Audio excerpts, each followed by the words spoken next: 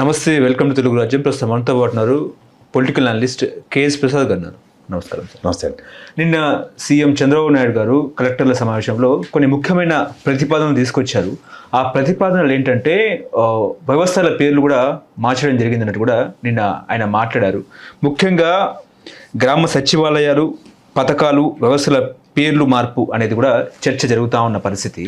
ఇప్పుడు గ్రామ సచివాలయాల్ని విజన్ యూనిట్లుగా కూడా పేరు మారుస్తూ కూడా ప్రభుత్వము నిర్ణయం తీసుకుంది.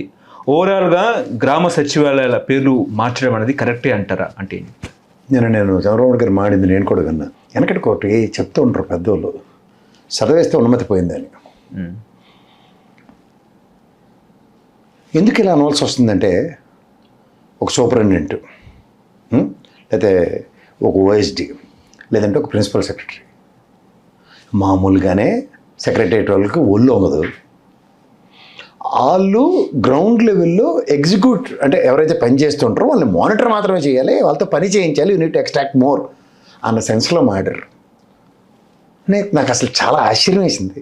ఇదిటే మనకేమైనా మహానుభావుడు పొట్టి శ్రీరాములు గారు త్యాగం చేసిన తర్వాత రాష్ట్రం ఏర్పడిన మొదటిసారి కొత్తగా ప్రిన్సిపల్ సెక్రటరీని రిక్రూట్ చేసి దానికి ట్రైనింగ్ ఇచ్చే ప్రజాస్వామ్యం ఏమైనా మనం ఏమైనా కొత్తగా నెలకొల్పామా అని ఆశ్చర్యం వేసింది నాకు. ఎందుకంటే normally the people who belongs to bureaucrats అంటాం వాళ్ళని, ఐఏఎస్ డెహ్రాడూన్లోనో వాళ్ళకి ట్రైనింగ్ సెంటర్లో, if you become a collector what you are suppose to, if you become a principal secretary what you are suppose to, ఇవన్నీ వాళ్ళకి ట్రైనింగ్లోనే ఉంటాయి మాన్యువల్లో. వాళ్ళకి ఇవాళ వచ్చి మీరు కొత్తగా what is this, won't you feel it is ridiculous? Why you are wasting valuable time of people around? ఎన్నాళ్ళు ఈ మీటింగ్లు నాకు అర్థం కాదు. Why the hell we need to have a meeting? Just deploy task. First of all task deploy చేయకుండా what you are extracting. సచివాలయ వ్యవస్థ already ఉంది. సచివాలయ వ్యవస్థ పనితీరుని ఇంప్రూవ్మెంట్ చేయడానికి ఉదాహరణకి మీరు సింగిల్ విండో స్టార్ట్ చేశారు. కిరణ్ కుమార్ రెడ్డి వచ్చి దాన్ని ఎట్లా ఇంప్రూవ్ చేశాడు ఆయన? మీ సేవ కింద మోర్ దెన్ 30+ సేవలను అందించాడు దాంట్లో. తర్వాత ఇవాళ సచివాలయ వ్యవస్థలో ఈక్వలెంట్ టు ద మెయిన్ సచివాలయం ఏదైతే మీది అమరావతిలో ఉన్నది ఫంక్షనింగ్ ఇస్ నథింగ్ బట్ అనే విలేజ్ స్థాయిలో ఈక్వలెంట్ పర్ఫార్మెన్స్ చేస్తుంది. దాన్ని పట్టుకొని ఏంటది? నాకు తెలిసి 500 పైసలకి సేవలు ఉన్నాయి దాంట్లో. వాడు ఎక్కడికి వెళ్ళవలసిన అవసరం లేదు. టెరిటరీ ఆఫ్ 2200 పర్ జ్యూరిడిక్షన్లో he can have his own show there. ఇది నేను అంటుంది, కూసేగాడిది వచ్చి మేసేగాడిదని పాడు చేసింది అన్న సామెత కూడా ఇక్కడ ఖచ్చితంగా వర్తిస్తుంది. సచివాలయ వ్యవస్థ ఇట్ ఈస్ వర్కింగ్. 134,000 మందిని ఒక పెన్ స్ట్రోక్తో ఒక రోజు రిక్రూట్ చేశాడు. అండ్ ఎంపవర్మెంట్ అందులో ఎన్ని ఉంటాయి సార్? ఒక వ్యవసాయానికి సంబంధించింది, ఆరోగ్యానికి సంబంధించింది, విద్యకి సంబంధించిన, these are all employees have been properly planted. Apart from that land సర్వేలు చేయడానికి కూడా సర్వేర్ ఈజ్ ఆల్రెడీ అప్లైడ్.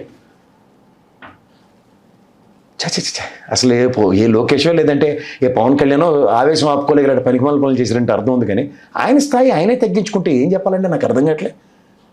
అసలు చంద్రబాబు నాయుడు గారి స్థాయికి దీన్ని అసలు సచివాలయ వ్యవస్థకి ఇట్లా మనం గ్రామ స్వరాజ్యం ఎప్పుడు మహానుభావుడు మహాత్మా గాంధీ గారి కన్నా కళ్ళకి ఒక 78 ఇయర్స్ డెకేడ్లో ఒకసారి 7 డెకేడ్స్ పైచిలుకలో ఒకసారి ఎగ్జిక్యూషన్ అయినప్పుడు it is your responsibility to take off.